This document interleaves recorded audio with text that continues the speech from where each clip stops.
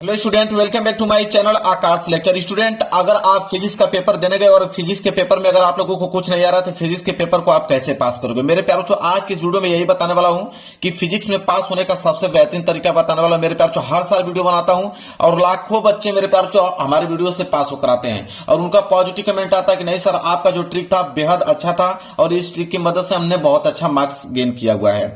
बिना पढ़े बिना याद किए मेरे प्यारों चो केवल व केवल ट्रिक्स मैं आप लोगों को बताने वाला हूं। कोई क्वेश्चन याद करने के लिए नहीं बोलूंगा कि आप ये क्वेश्चन याद कर लीजिए। आपके पास पेपर रहेगा, डायरेक्ट आप उसको सॉल्व करना चालू कर दोगे। एग्जामिनर आपको पूरा का पूरा नंबर देगा। 100% गारंटी है कि टीचर खुश होकर पूरा का पूरा नंबर आप लोगों को देगा। एक नंबर मेरे प्यार बच्चों आप लोगों को काट नहीं सकता और कभी जिंदगी में आप लोगों को फेल नहीं करेगा मेरे प्यार बच्चों। इस बात को नोट कर लो। अगली बार वीडियो मैंने बनाया था 5 लाख बच्चों ने प्यार दिया था।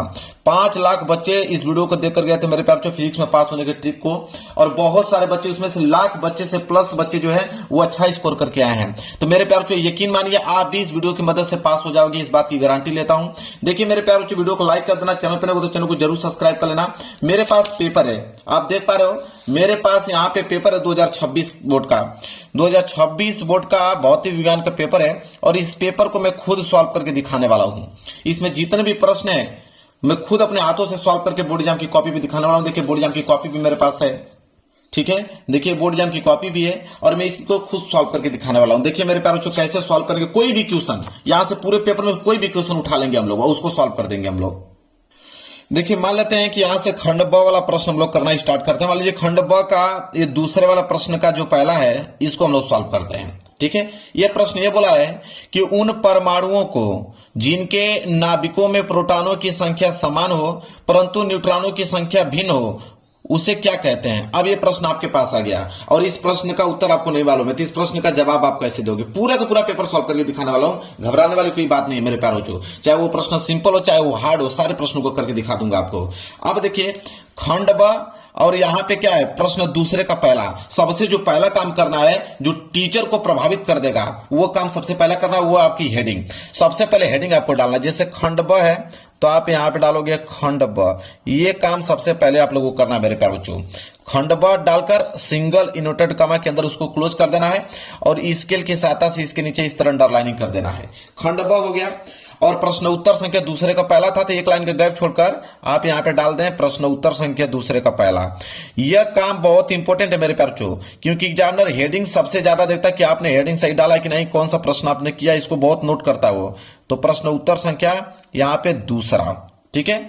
दूसरा का पहला कर रहे हो तो यहां पे कोष्टक में लिख दो कि दूसरा का आप पहला कर रहे हो इस तरह। फिर स्केल की सहायता से इसके नीचे आप कर दो अंडरलाइनिंग, ठीक है। स्केल लिए रहिएगा, इसके नीचे यहाँ पे मैं हाथ से कर देता हूँ, आप स्केल की सहायता से कर दीजिएगा। यहाँ पे इस तरह क्या कर दीजिएगा, अंडरलाइनिंग कर दीजिएगा ताकि दिखने में अच्छा लगे। अब मेरे प्यारे बच्चों देखिए दूसरे का पहला। अब ये प्रश्न में बोला है कि उन परमाणुओं को जिनके नाभिकों में प्रोटॉनों की संख्या समान हो परंतु न्यूट्रॉनों की संख्या भिन्न हो। अब कैसे लिखोगे, इसी प्रश्न में से उत्तर आप बनाओगे। यहां से लिखना प्रारंभ करोगे कि जिनके नाभिकों में प्रोटॉनों की संख्या समान हो परंतु न्यूट्रॉनों की संख्या भिन्न हो, ठीक है। यहां तक सेम टू सेम छाप देना है, जहां तक लिखा है यहां से उठाना है, यहां तक पूरा का पूरा छाप देना है कि जिनके नाभिकों में प्रोटॉनों की संख्या समान हो। अब यहां से लिखना चालू करोगे कि जिनके, यहां से लिखोगे कि जिनके, मैं लिख के दिखा देता हूं आप लोगों को। देखिए मेरे प्यारे जो लाइन था वहां तक मैंने नोट कर लिया कि जिनके नाभिकों में प्रोटॉनों की संख्या समान हो परंतु न्यूट्रॉनों की संख्या भिन्न हो। यहां तक सारे बच्चों को कर देना है, प्रश्न से ही मिल जाएगा। उन्हें क्या कहते हैं, तो उन्हें मेरे प्यारे आप कह सकते हो जो भी आपके दिमाग में चले, उन्हें समस्थानिक कहते हैं। आप यहाँ पे जो भी वर्ड लिख रहे हो यहाँ पे कि उन्हें समस्थानिक कहते हैं, उनको ब्लैक पेन से आपको लिखना है कि जिनके नाभिकों में प्रोटॉनों की संख्या समान हो परंतु न्यूट्रॉनों की संख्या भिन्न हो, उन्हें हम समस्थानिक कहते हैं, ठीक है। समस्थानिक कहते हैं, आप लिख दोगे समस्थानिक कहते हैं। समस्थानिक ब्लैक पेन से लिखना है समस्थानिक। या तो मेरे प्यारे बच्चों आप इसे समस्थानिक की जगह पे आइसोटोप कह सकते हो। इसका इंग्लिश वर्ड होता है आइसोटोप, तो उसको हिंदी में लिख दो, ठीक है। आइसोटोप लिख दो यहाँ पे, ठीक है। आइसोटोप कहते हैं। अगर समस्थानिक नहीं लिखना चाहते हो तो आइसोटोप लिख लो। और कुछ बच्चे ध्यान है इनको इंग्लिश में भी लिख दिया करो।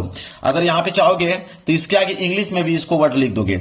इंग्लिश में लिख दोगे तो एग्जामिनर को मालूम चलेगा कि हाँ बच्चा जानकार है, तब जाके इंग्लिश में लिखा है कुछ वर्ड को, ठीक है। तो इस बात को ध्यान रखें कि जब भी आपको कोई भी प्रश्न नहीं आ रहा है उसमें बनाकर अगर आप लिख रहे हो तो उसमें इंग्लिश का वर्ड का भी प्रयोग आप अगर करोगे तो आपको बेहद अच्छा नंबर मिलेगा। अब देखिए आंसर कंप्लीट हो गया कि जिनके नाभिकों में प्रोटॉनों की संख्या समान हो परंतु न्यूट्रॉनों की संख्या भिन्न हो, समस्थानिक आइसोटोप कहते हैं, ठीक है। आप लिख दोगे कहते हैं। बस ये आंसर हो गया आप लोगों का कंप्लीट मेरे प्यारों। एक नंबर आपको एग्जामिनर चाह के भी नहीं काट सकता है। क्लियर है? चलिए इसी प्रकार मेरे प्यारों मान लेते हैं कि यहाँ पे दूसरा प्रश्न देख लेते हैं कि कुंडली में उत्पन्न विद्युत वाहक बल का व्यंजक कोणीय चाल के पदों में लिखना। अगर ये प्रश्न आ गया तो प्रश्न उत्तर दूसरा है, तो आप मेरे प्यारों यहाँ पे लिख दो। यहाँ पे एक लाइन का गैप छोड़ के यहाँ पे हेडिंग डालोगे कि प्रश्न उत्तर संख्या, यहाँ पे हेडिंग डालोगे प्रश्न उत्तर संख्या। मेरे प्यारों जो पूरा का पूरा पेपर सॉल्व कर दोगे, एक नंबर नहीं कटेगा। प्रश्न उत्तर संख्या दूसरे का दूसरा है तो यहां पे डाल दो दूसरे का दूसरा, और स्केल की सहायता से इसके नीचे कर दीजिएगा आप अंडरलाइनिंग। अब मेरे प्यारों ये प्रश्न में क्या बोला था कि कुंडली में उत्पन्न विद्युत वाहक बल का व्यंजक कोणीय चाल के पदों में लिखना है ना। अब देखिए आपका जो भी दिमाग में चला, जैसे आप मान लीजिए आप इस तरह लिख दीजिए, इसका फॉर्मूला लिख दीजिए यहाँ पे कि E बराबर, यहाँ पे लिखिए E बराबर एन बी ए, ठीक है, ओमेगा, इसके बाद लिखिए साइन ओमेगा टी। जो भी दिमाग में आपके चल रहा है इस तरह आपको एक पद लिख देना है ताकि एग्जामिनर को मालूम चले कि हाँ कुछ ना कुछ यहाँ पे फार्मूला लिखा हुआ है। और सबसे अच्छी बात है कि इनका नामकरण अगर कर देते हैं बेहद अच्छा नंबर मिल जाएगा आपको। जैसे आप यहाँ पे सबका नाम लिख दीजिए। जैसे यहाँ पे देखिए ये जो E है ये आपका क्या विद्युत वाहक बल है, और ये जो आपका ओमेगा है ये आपका कोणीय चाल है। तो इसको एक्सप्लेन करके आप एक एक वर्ड लिख दो। जैसे N है तो आप यहां पे लिख दिया करो कि N, ब्लैक पेन से लिखो कि N बराबर, N को क्या कह सकते हो। तो देखिए जब भी N आ जाए, इस बात को ध्यान में रखिएगा, कभी फिजिक्स में N आ जाए ना वो चक्रों की संख्या को दर्शाता है। तो आप इसको लिख दीजिएगा कि कुंडली के चक्रों की संख्या है, कुंडली के चक्रों की संख्या। इस बात को थोड़ा थोड़ा पॉइंट नोट भी किया कीजिए कि जब भी N आ जाए वो चक्रों की संख्या को दर्शाता है हमेशा। जब भी N आ जाए तो कुंडली के चक्रों की संख्या है N के बाद आ गया B। देखिए B जो होता है मेरे प्यारे बच्चों वह क्षेत्र की तीव्रता को दर्शाता है, ठीक है। तो आप लिखोगे चुंबकीय, यहां पे ऐसे लिख सकते हैं आप कि चुंबकीय क्षेत्र की तीव्रता है, चुंबकीय क्षेत्र की तीव्रता, ऐसे उनका डिनोट कर देंगे तो एग्जामिनर को मालूम चलेगा कि हाँ इनके बारे में कुछ ना कुछ जानकारी है, तब जाके ये पूरा पूरा एक्सप्लेन करके लिखा हुआ है। जैसे ए जब भी आ जाए, ए जो होता है एरिया को दर्शाता है, क्षेत्रफल को दर्शाता है। तो आप इसको लिख दीजिएगा कि ये तो कुंडली का क्षेत्रफल हो गया, ठीक है, कुंडली का क्षेत्रफल है। ये जो है वो क्या है, कुंडली का क्षेत्रफल है। इस तरह आपको डिनोट करना है। एक ही बात क्या आएगा यहाँ पे ओमेगा। अब ओमेगा जो है मेरे प्यारों जो ओमेगा चाल को दर्शाता है, मतलब कि कोणीय चाल है। इस तरह आपको लिख देना है कि कोणीय चाल है। कोणीय चाल के बाद अब क्या बचा, अब आपके पास यहाँ पे मेरे प्यारों जो टी, अब टी को जानते हैं कि टी तो एक टाइम होता है, टी मतलब समय होता है। यहाँ पे लिख दीजिएगा टी जो है एक समय है। अब मेरे प्यारे बच्चों देखिए यह आपका आंसर बिल्कुल मेरे प्यारे बच्चों कंप्लीट हो गया। ऐसे आपको बनाकर लिखना है मेरे प्यारे बच्चों, और यह आपको यहाँ पे इसको कोष्टक में भर दीजिए। जो भी चीजें फार्मूला लिख रहे हैं उसको कोष्टक में कर देंगे, एग्जामिनर बिल्कुल प्रभावित हो जाएगा। लो भाई कौन नंबर नहीं देगा ये बताओ। हर एक मेरे प्यारे बच्चे विद्यार्थी अगर ऐसे करके आए हैं, यकीन मान के चलिए कि टीचर आपको खुश होकर पूरा का पूरा नंबर, इतना क्लीन आपने लिखा है, नंबर आपको मिलना ही मिलना था। इस बात को आप नोट कर लो। तो कोई ना कोई समीकरण आपके दिमाग में चला उसको लिखिए, और उनकी जो ये नंबर है, जो ये प्रतीक है, उनको आप डिनोट कर दीजिए उनके नामों से। बस हो गया आपको। चलिए प्रश्न और अगला देखते हैं। चलिए मान लेते हैं एक न्यूमेरिकल वाला प्रश्न कर लेते हैं। अगर ये वाला आ जाएगा, न्यूमेरिकल वाला आ जाएगा तो कैसे करोगे। जैसे बोला है कि एक पीएन संधि डायोड का अग्र अभिनत में प्रतिरोध जो है 10 ओम है। यदि अग्र वोल्टेज में 0.025 वोल्ट का परिवर्तन करें तो डायोड धारा में कितना परिवर्तन होगा। अगर ये प्रश्न आ जाए, दूसरे का चौथा है, ठीक है। तो अगर इसको करोगे तो मैंने क्या बोला, सबसे पहले हेडिंग, इस बात को आप ध्यान रखिएगा, सबसे पहला जो काम करना है मेरे प्यारों की हेडिंग। तो आप लिखोगे प्रश्न उत्तर संख्या दूसरे का चौथा। तो प्रश्न उत्तर संख्या लिखोगे दूसरे का, यहाँ पे चौथा हो गया, और स्केल की सहायता से इसके नीचे कर दीजिएगा अंडरलाइनिंग, ठीक है। अब मेरे प्यारों की एक बात को ध्यान रखिए, जब भी आप फिजिक्स का पेपर सॉल्व कर रहे हो तो इस बात को हमेशा नोट रखें कि सादा पेज नहीं छोड़ना है। मतलब कोई भी पेज आपको सादा नहीं छोड़ना है। पेपर में आए हुए क्वेश्चन से रिलेटेड आपको कोई भी कीवर्ड याद हो तो लिख दें, या कोई भी आंसर याद हो तो लिख दें। मतलब कोई भी प्रश्न अगर आपको याद आ, कोई भी प्रश्न आपको क्वेश्चन दिया हुआ है, उस क्वेश्चन में कोई भी कीवर्ड आपके पास है, उन कीवर्डों को लिखना चालू कीजिए। अगर कीवर्ड के बारे में नहीं जानते तो कोई किसी भी प्रश्न का उत्तर हो, आपको याद है तो उस प्रश्न में आप लिख दीजिए, आपको नंबर मिलना तय है, इस बात को ध्यान में रखें। लेकिन क्वेश्चन छोड़ के नहीं आना है, ना तो सादा पेज छोड़ के आना है, इस बात को हमेशा नोट रखें।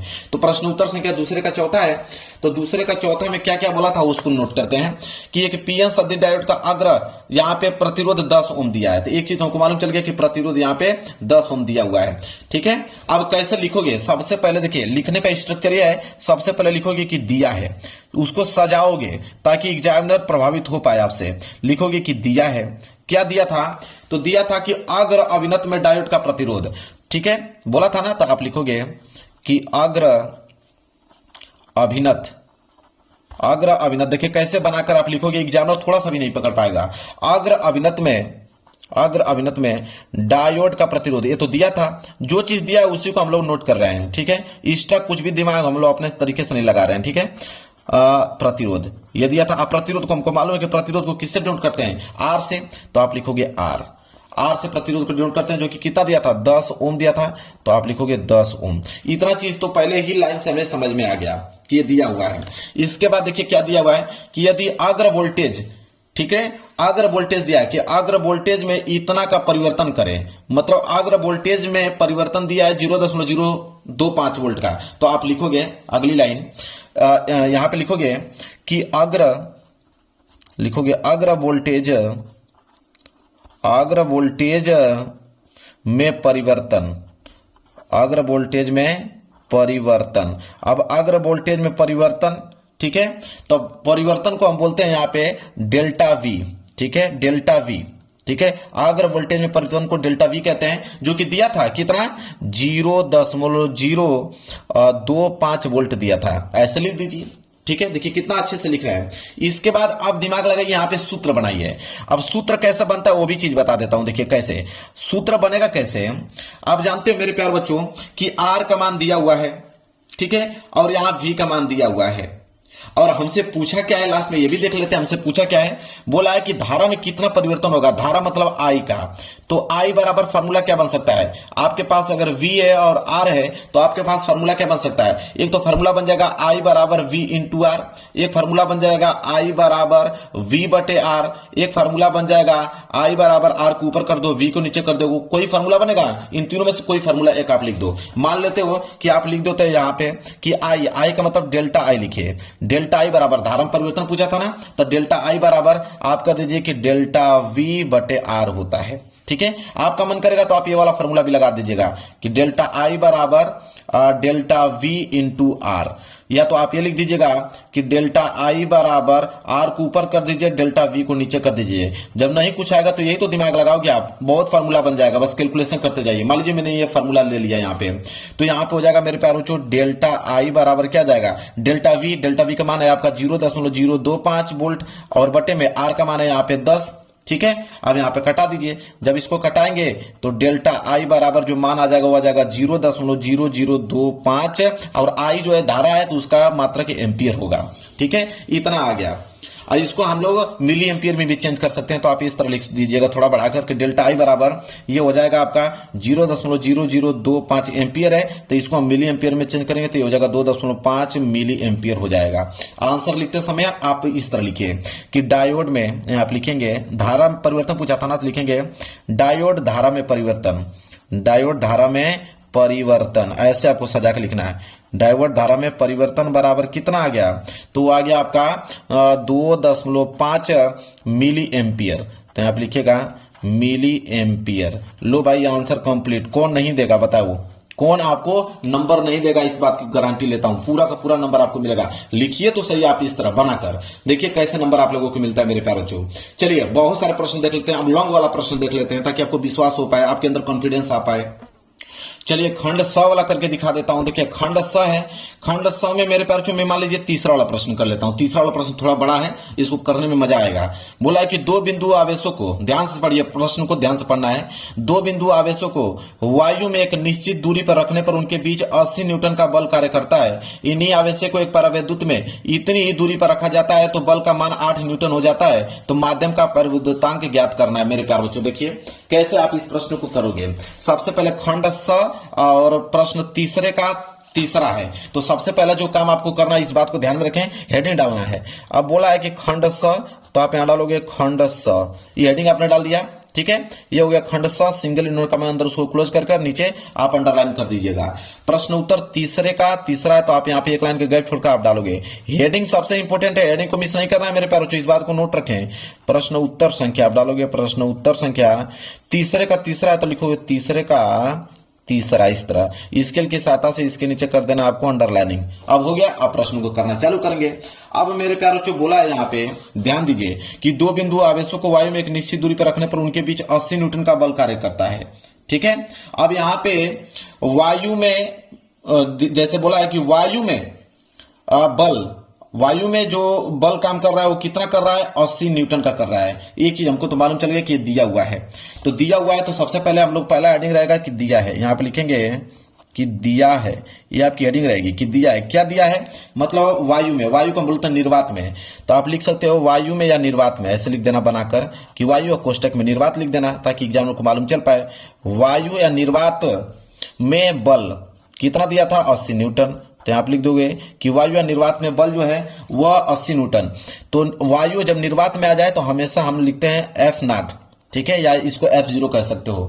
तो F0 बराबर हम लिखेंगे 80 न्यूटन, जो दिया था, जो दिया है उसको हमने बना लिया इस तरह। इसके बाद देखेंगे और दिया है मेरे प्यारे बच्चों कि इन्हीं आवेशों को एक पैराविद्युत में इतनी ही दूरी पर रखा जाता है तो बल का मान 8 न्यूटन हो जाता है। मतलब पैराविद्युत माध्यम में बल जो है वो 8 न्यूटन दिया है। तो अगली एक लाइन छोड़कर हम लोग यहाँ पे हेडिंग डालेंगे कि परावैद्युत, देखिए सब कुछ क्वेश्चन में मिल जाएगा, बस बनाकर आपको लिखना है। परावैद्युत माध्यम में बल, परावैद्युत माध्यम में बल। अब परावैद्युत माध्यम में बल जो है मेरे प्यारे बच्चों उसको हम लोग F से डिनोट करेंगे। F बराबर क्या है आपका 8 न्यूटन, तो यहाँ पे लिख दोगे 8 न्यूटन। क्लियर है। अब मेरे प्यारे बच्चों देखिए ध्यान से, अब हम क्या करेंगे, जो हमसे क्वेश्चन में पूछा है कि माध्यम का परावैद्युतांक ज्ञात कीजिए, ठीक है, माध्यम का परावैद्युतांक। तो अब हम लिखेंगे परावैद्युतांक बराबर परावैद्युतांक। अब हम बनाएंगे यहां पे फार्मूला मेरे प्यारे बच्चों, परावैद्युतांक बराबर यहां फार्मूला क्या होगा, F बराबर, अब आपके पास क्या है, एक तो F0 है और एक आपका F है, तो फार्मूला क्या बन जाएगा, भाग दे दीजिए। तो बड़ा में छोटे का भाग दे दीजिए, फार्मूला क्या बन जाएगा, बड़े में छोटा का भाग देंगे ना, तो आप लिखिएगा F0 बटे F। लो भाई फार्मूला बन गया। तो F0 का है 80 न्यूटन और F का है 8, काट दोगे मेरे प्यारों तो आ जाएगा आपका 10, ठीक है। और इस बात को ध्यान रखिए, पैरावैद्युतांक को हम लोग K से डिनोट करते हैं, ठीक है। तो यहां पे आ जाएगा पैरावैद्युतांक K बराबर कितना आ जाएगा, 10 आ जाएगा। और इसको थोड़ा सा आप ऐसे एक्सप्लेन करके लिख सकते हो, ठीक है। इसको आंसर लिख दीजिएगा या तो यहाँ पे लास्ट में दीजिएगा कि अतः, थोड़ा सजा कर लिख दीजिएगा कि अतः दिए गए माध्यम, अतः दिए गए माध्यम का परावैद्युतांक अतः दिए गए माध्यम का जो परावैद्युतांक है वो कितना हो गया, 10 है। ऐसे बनाकर लिखिए। देखिए नंबर कौन नहीं आपको देता मेरे प्यारे बच्चों, एक बार करके तो सही देखिए। इसी तरह 1 लाख बच्चे हर साल पास नहीं होते मेरे ट्रिक से, तो इस बात को आप नोट कर लीजिए। चलिए और प्रश्न देखते हैं, थोड़ा बड़ा प्रश्न देख लेते हैं हम लोग। लो अब हम आ गए खंड द का मेरे प्यारों हम लोग दूसरा प्रश्न देख लेते हैं। इस तरह का प्रश्न बहुत एग्जाम में आता है, ठीक है, न्यूमेरिकल वाला। तो खंड द प्रश्न चौथे का दूसरा, तो सबसे पहला जो काम करना है वो भाई हम लोगों को यहाँ पे हेडिंग डालना है खंड द, तो लिखेंगे खंड द, सिंगल विंडो का बंद, उसको क्लोज कर देंगे। खंड द प्रश्न उत्तर क्या था, चौथे का दूसरा, तो एक लाइन का गैप छोड़ के यहाँ पे डालेंगे प्रश्न उत्तर संख्या चौथे का दूसरा। हेडिंग तो भाई मिस नहीं करना हम लोगों को, इस बात तो भाई ध्यान रखना आपको। प्रश्न उत्तर संख्या दूसरे का चौथा इस तरह कर देना है। अब क्वेश्चन पढ़ते हैं। देखिए क्वेश्चन में क्या है, क्वेश्चन में यह है कि किसी खोखले बेलन के भीतर 17.7 × 10⁻12 कूलम आवेश है। इसके वक्र पृष्ठ से समृद्ध वैद्युत flux 1.5 newton metre square coulomb.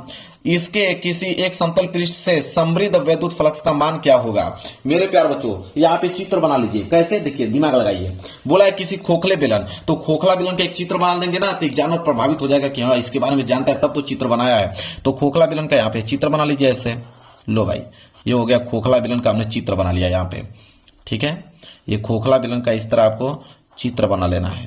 ये मान लेते हैं यहाँ पे क्यू आवेश है, ठीक है, और यहाँ पे भी क्यू आवेश काम कर रहा है और यहाँ पे चित्र बन गया। अब मेरे प्यारों से देखिए क्वेश्चन में बोला है हमसे क्या कि किसी खोखले बेलन के भीतर, देखिए भीतर जो है मेरे प्यार बच्चों वो इतना कूलाम आवेश काम कर रहा है और इसके वक्र पृष्ठ पे जो है इतना न्यूटन मीटर कूलाम काम कर रहा है। तो किसी समतल पृष्ठ से समृद्ध विद्युत फ्लक्स का मान पूछा है ना। आप देखिए हम लोग क्या करेंगे, यह लगेगा किसी भी प्रमेय बहुत आपके पास है, कोई भी प्रमेय दिमाग लगा दीजिए। आप यहां पर लिख दीजिए, देखिए ऐसे कि गॉस प्रमेय से, देखिए आप ऐसे लिख दीजिए गॉस प्रमेय से, गॉस प्रमेय से, ताकि एग्जामिनर को मालूम चल पाए कि हाँ भाई किसी न किसी प्रमेय से यह नियम काम कर रहा है। गॉस प्रमेय से आप इस तरह लिखिए कि फाई ई बराबर, ठीक है, फाई ई बराबर, इसको कोष्टक में कर दीजिए। अब ये जो है ये आपका वक्र पृष्ठ, यहां पर लिख दीजिए कि वक्र पृष्ठ पे काम कर रहा है, वक्र पृष्ठ, ठीक है, और प्लस अब यहां पे देखिए एक यहां पे हो गया फाई ई और यहां पे काम कर रहा है फाई ई, दोनों मिलके क्या हो जाएगा 2 फाई, इस तरह दिमाग लगाइए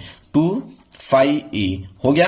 और इसको लिख दीजिए किस पे, समतल पृष्ठ है, तो यहां पे लिख दीजिए समतल पृष्ठ, समतल पृष्ठ बराबर, अब क्या लगाओगे, एक लगाना क्यू और बटे, यहां पे कुछ नहीं समझ आ रहा है तो इप्सिलॉन नॉट लगा दो, ठीक है। देखिए बनते जा रहा है फॉर्मूला। इसके बाद देखिए इसको यहां रख ले दो, इसको इधर भेज दो, तो ये हो जाएगा मेरे प्यारे बच्चों कि 2 और कोष्टक में फाई ई जो कि कहां है, समतल पृष्ठ है, तो लिखोगे समतल पृष्ठ, बस इधर उधर करते रहो, देखो कैसे आंसर आएगा, समतल पृष्ठ बराबर।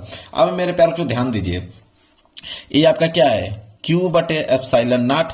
अब ये आपका देखिए प्लस में उधर जाएगा तो माइनस में हो जाएगा, तो हो जाएगा माइनस फाई ई और कोष्टक बंद वक्र पृष्ठ, वक्र पृष्ठ, क्लियर है। अब ध्यान दीजिए मेरे प्यारे बच्चों, अब क्या हमको समतल पृष्ठ पूछा है ना, तो मतलब फाई ई का मान पूछा है, तो फाई ई और 2 को इधर भेज दीजिए, तो ये हो जाएगा यहां पे आपका कि फाई ई कोष्टक बंद समतल पृष्ठ, समतल पृष्ठ बराबर।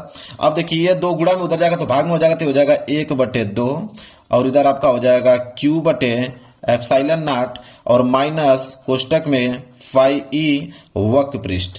देखिए मेरे प्यारों बच्चों, एक नंबर एग्जामिनर नहीं काट सकते, इतना कंफ्यूज हो जाएगा एग्जामिनर कि आपको नंबर देने में मजबूर हो जाएगा। अब देखिए फाई ई बराबर क्या हो जाएगा यहाँ पे समतल पृष्ठ, समतल पृष्ठ बराबर, अब यहां से मान रखिए ये हो जाएगा 1/2, अब ये कोष्टक बंद। और देखिए क्यू का मान यहाँ पे दिया था मेरे प्यारे बच्चों, देखिए कुलाम का मान दिया ना 17.7 गुणे 10 पे पावर -12, नोट कीजिए, तो हो जाएगा 17.7 गुणे 10 पे पावर -12 और यहाँ पे हो जाएगा मेरे प्यारे बच्चों बटे में एप्सिलॉन नॉट का मान तो सबको मालूम है भाई कि 8.85 गुणे 10 पे पावर -12 होता है, इस बात को नोट कीजिए।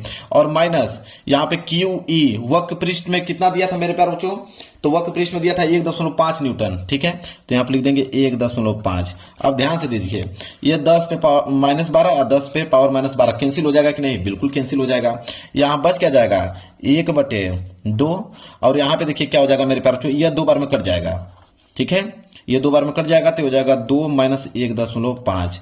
अब बराबर में लिख दीजिए 1/2 और गुणे इसको 2 में से 1.5 घटाओगे तो आ जाएगा 0.5, आएगा कि नहीं, बिल्कुल। और जब इसको इससे कटा दोगे तो आ जाएगा 0.25 आ जाएगा, 0 मेरे प्यारे बच्चों 25। अब लिखोगे इसको न्यूटन मीटर स्क्वायर प्रति कूलाम। लो भाई हो गया आंसर कंप्लीट। देखते हैं कौन नंबर नहीं देता आप लोगों को, पूरा का पूरा नंबर मिलेगा मेरे प्यारे बच्चों, चाह कर भी एग्जाम में 1 नंबर आप लोगों का मेरे प्यारे बच्चों काट नहीं सकता है। क्लियर है, समझ में आ गया आप लोगों को। चलिए मेरे प्यारे बच्चों एक प्रश्न और देख लेते हैं। लो भाई पूरा का पूरा मेरे प्यारे बच्चों पूरा फिजिक्स का पेपर ही कर पाओगे और पूरा का पूरा नंबर आप लोगों को मिल जाएगा। देखिए मेरे प्यारे बच्चों एक प्रश्न और लेते हैं, जैसे मान लीजिए पांचवा से कोई प्रश्न ले लेता हूं। ये वाला प्रश्न अच्छा है, पूछता है बहुत बार कि सेल का आंतरिक प्रतिरोध किन किन बातों पर निर्भर करता है। अब आपको मालूम नहीं है कि किन किन बातों पर निर्भर करता है, तो प्रश्न 5वें का चौथा है, तो यहाँ पे सबसे पहले प्रश्न उत्तर डालोगे कि प्रश्न उत्तर 5वें का चौथा, तो लिखोगे कि प्रश्न उत्तर संख्या 5वें का चौथा है, 5वें का यहाँ पे चौथा, ऐसे लिख देना है, अंडरलाइनिंग कर देना है। प्रश्न उत्तर संख्या 5वें का चौथा क्या बोला था कि सेल का आंतरिक प्रतिरोध किन किन बातों पर निर्भर करता है ना, तो सबसे पहले आप ब्लैक पेन से लिखोगे यहाँ पे कि सेल, क्या लिखोगे कि सेल का आंतरिक प्रतिरोध, ये हेडिंग हो जाएगी आपकी, सेल का आंतरिक प्रतिरोध निम्न बातों पर निर्भर करता है, निम्न बातों पर निर्भर करता है, निम्न बातों पर निर्भर करता है। अब ये आपकी क्या हो जाएगी, ये हो जाएगी मेरे प्यारे बच्चों आपकी हेडिंग, निम्न बातों पर निर्भर करता है। ये मेरे प्यारे बच्चों हेडिंग बन गया आपका।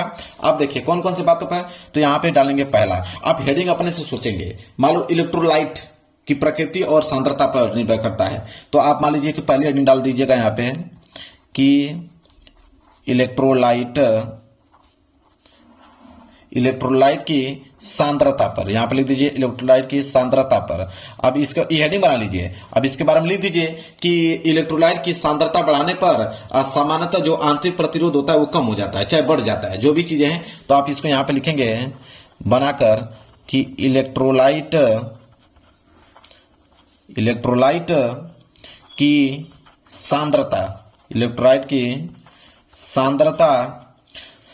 बढ़ाने पर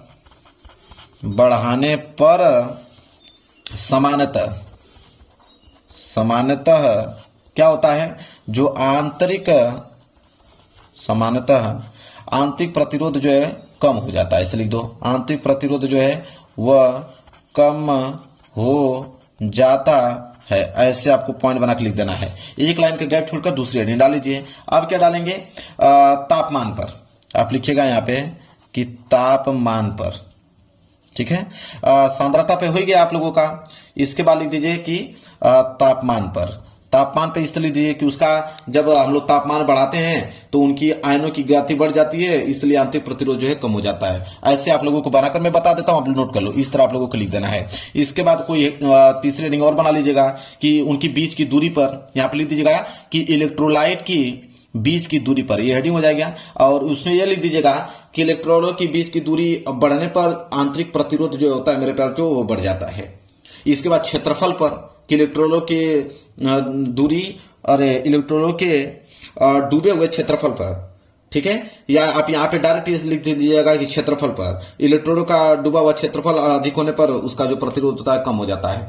ऐसे आपको मतलब 3, 4, 5 हेडिंग आपको ऐसे बना लेना है, ठीक है, ताकि एग्जाम को ये मालूम चल पाए कि हाँ भाई सेल का जो आंतरिक प्रतिरोध होता है वो इन बातों पे निर्भर करता है। वो आपकी कॉपी इस तरह चेक कर पाए, हाँ भाई 4-5 कारण उन्होंने दिया है, नंबर आपको दे देगा। अब मेरे प्यार जो वीडियो पसंद आए तो वीडियो को लाइक कर दीजिएगा।